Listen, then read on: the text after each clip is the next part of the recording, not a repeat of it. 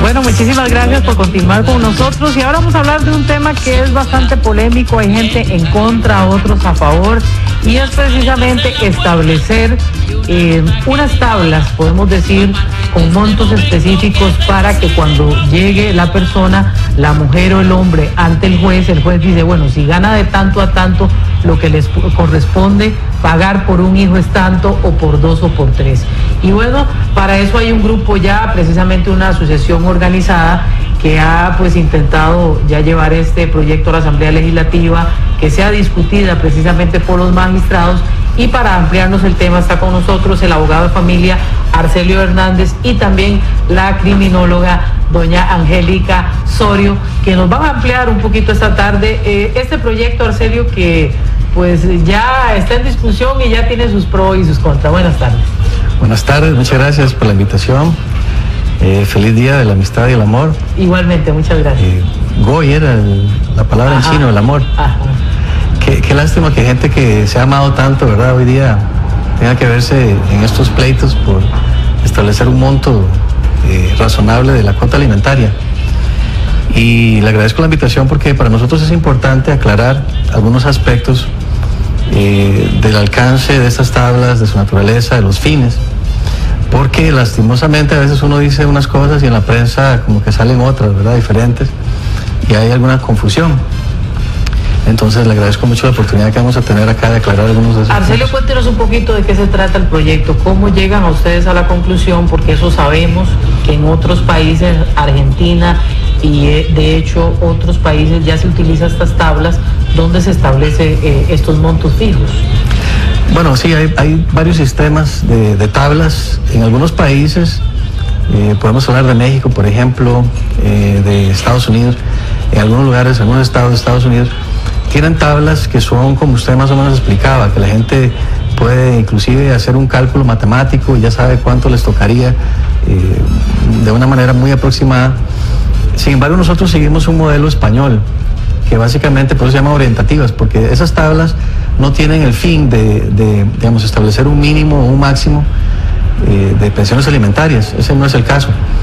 Las tablas son simplemente una herramienta que ponemos a disposición del juez como una herramienta más. Actualmente los jueces de pensiones, para establecer una pensión, echan mano de datos como el decreto de salarios mínimos, por ejemplo, y inclusive tenemos casos de algunos jueces que están usando los datos del censo de hogares del INEC, que precisamente las tablas orientativas que nosotros preparamos toman como base los datos de la encuesta nacional de hogares del INEC, que con datos muy actualizados de 2016, pero simplemente es una herramienta más para los jueces, porque no podemos, en este país no estamos tratando de sustituir al juez, ¿verdad? En Costa Rica hay un concepto que la ley de pensiones contempla, que hasta que no haya un cambio en eso hay que respetarlo, y es el nivel de vida acostumbrado. Entonces muchos problemas se dan por este tema del nivel de vida acostumbrado, y muchos problemas se dan a la hora de fijar la cuota provisional, porque la prueba que tiene el juez a veces es o nula o insuficiente, como para saber cuánto es un monto razonable de cuota provisional. Y eso es lo que la Sala Constitucional requiere, que la cuota provisional sea razonable y que sea fundamentada.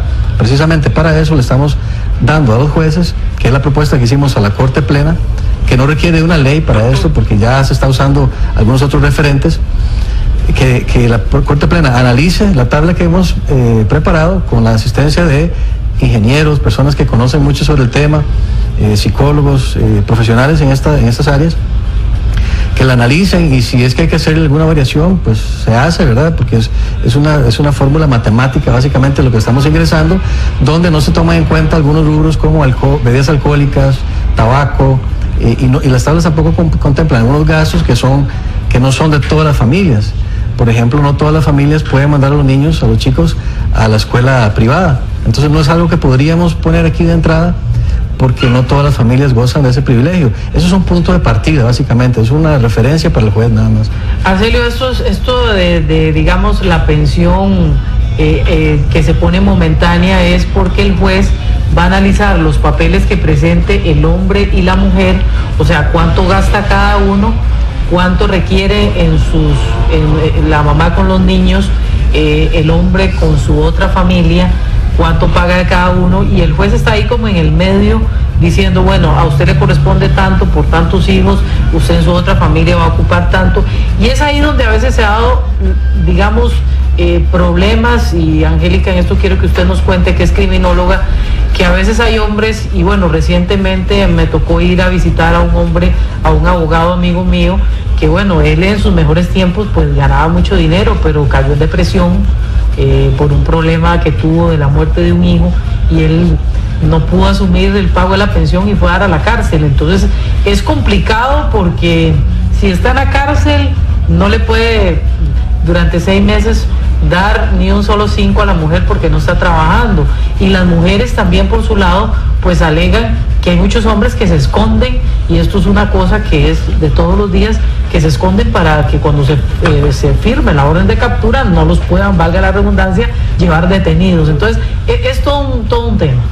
Sí, correcto. Precisamente preocupados por esta situación, la unidad de pensiones alimentarias está casi colapsando, igual que el resto del sistema penitenciario por hacinamiento, y lo más preocupante es que son padres de familia los que están en una cárcel, y partiendo del hecho de que no están cometiendo un delito.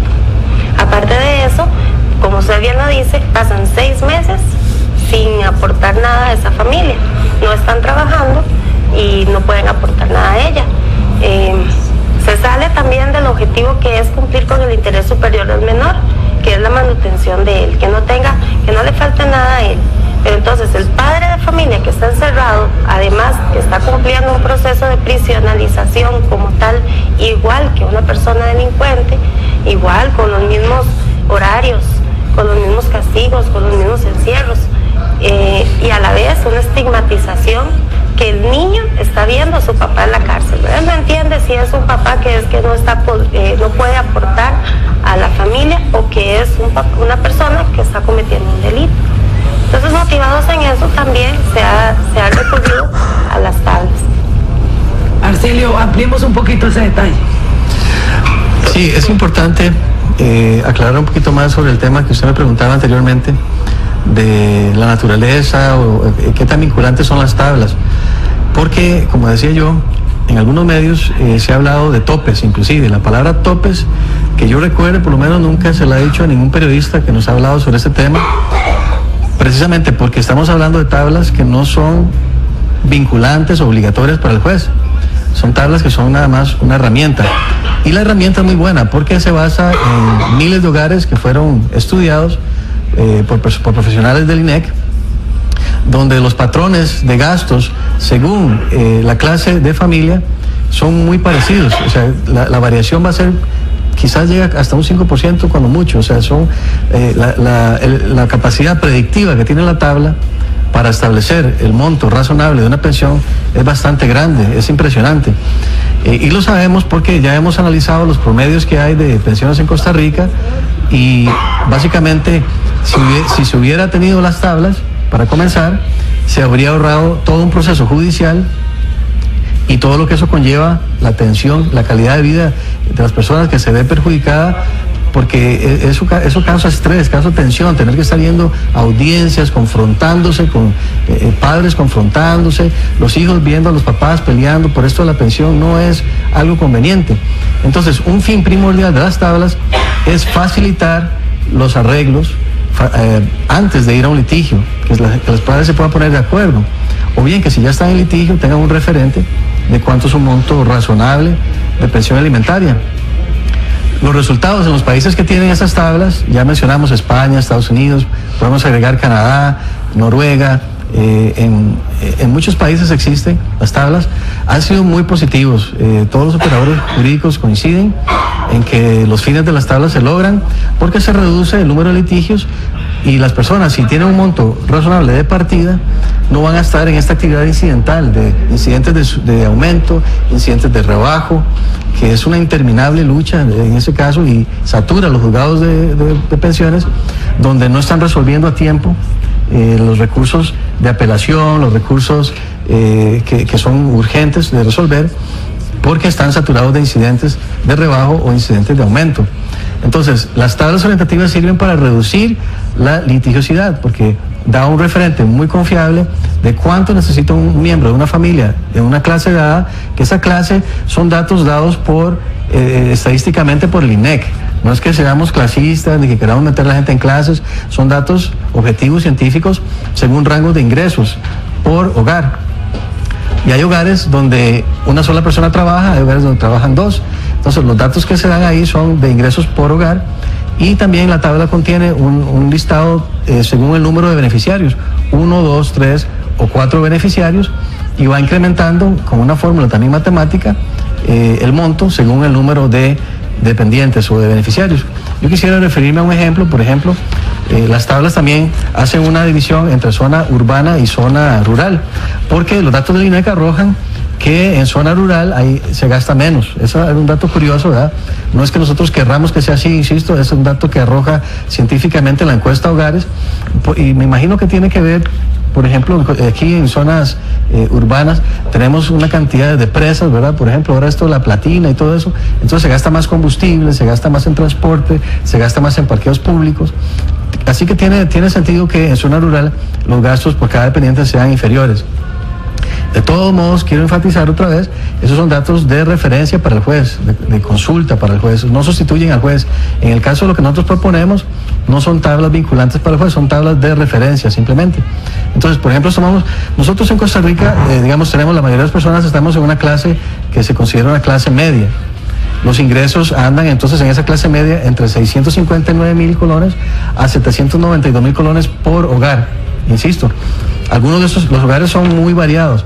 Algunos de esos hogares solamente el padre trabaja, es una cantidad importante de hogares que están en esa categoría. En otros ambos padres trabajan, en otros trabajan los dos padres y hay un hijo mayor que vive en la casa que también trabaja, pero estos son ingresos por hogar.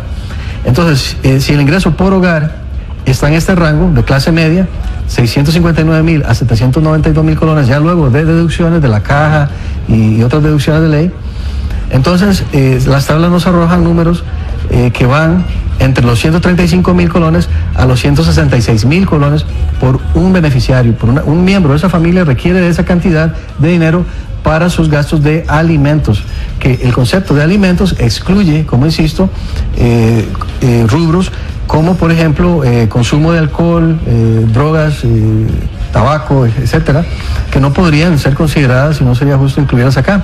Entonces, licenciado, ¿y cuál es la posición actual o qué es lo que se ha discutido a nivel de Corrillos, a nivel de la Asamblea Legislativa? Que eso es un tema que siempre a la gente le importa bastante. Sí. ¿Qué posición tiene la legislación? Como les decía, no hace falta una ley para eso. Nosotros presentamos esa propuesta ante la Corte Plena. Ahorita mismo la Comisión de Familia del Poder Judicial está analizando las tablas.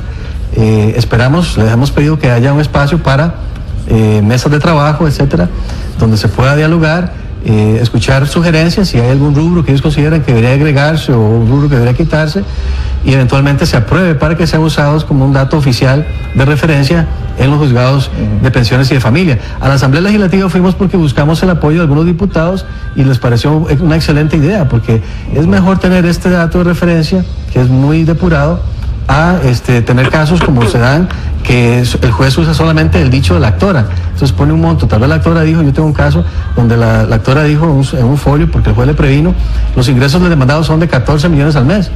Y el juez vino y le pone una pensión provisional de 4 millones a ese señor, que básicamente lo arruinó, y lleva más de un año escondido el señor con orden de apremio porque no puede pagar esa cantidad. Sí. Bueno, agradecerle a los dos la presencia para aclararnos estas dudas, para presentarnos a la comunidad este proyecto que es sumamente importante. Se ve que es una cosa que tiende a ordenar. A usted, como usuario, como televidente, le agradecemos mucho la presencia hoy en el programa. Le recordamos todos los martes y todos los jueves acá en su casa, Salud y Algo Más. Y recuerde, síganos en redes sociales, estamos para ayudarle. Buenas tardes.